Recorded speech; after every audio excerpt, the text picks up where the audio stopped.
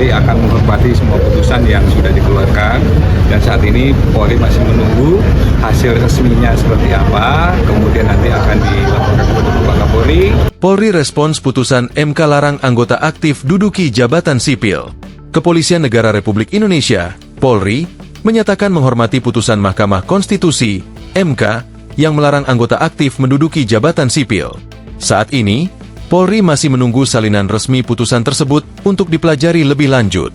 Kepala Divisi Humas Polri Irjen Sandi Nugroho mengatakan, lembaganya akan menyesuaikan langkah setelah memahami secara rinci isi putusan. Kebetulan memang kami juga baru dengar atas putusan tersebut. Tentunya Polri akan menghormati semua putusan yang sudah dikeluarkan, dan saat ini Polri masih menunggu hasil resminya seperti apa, kemudian nanti akan dilaporkan kepada Bapak Kapolri, kemudian kita secara langsung akan menyampaikan tentang hasil putusan tersebut. Ujar Sandi di PT IKA, Jakarta, Kamis, 13 November 2025. Menurut Sandi, selama ini penugasan anggota aktif ke instansi di luar Polri dilakukan atas permintaan lembaga terkait dan dengan izin Kapolri. Aturan tentunya sudah ada di dalam internal kepolisian dan sudah memenuhi dengan kriteria-kriteria yang sudah ditentukan, baik itu berdasarkan permintaan dari lembaga-lembaga yang membutuhkan kehadiran Polri di sana dan dilengkapi dengan izin dari Pak Kapolri. Ucapnya, ia menambahkan, Polri akan mempelajari substansi putusan MK agar langkah tindak lanjut bisa diambil sesuai ketentuan hukum yang berlaku. Hari ini kita tinggal menunggu seperti apa konkret putusannya, sehingga kami bisa melihat dan pelajari dan apa yang harus dikerjakan oleh kepolisian. Oke.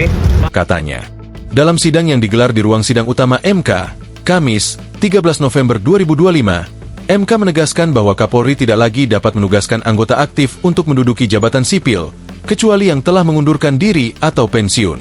Mengabulkan permohonan para pemohon untuk seluruhnya, kata Ketua MK Soehartoyo saat membacakan amar putusan.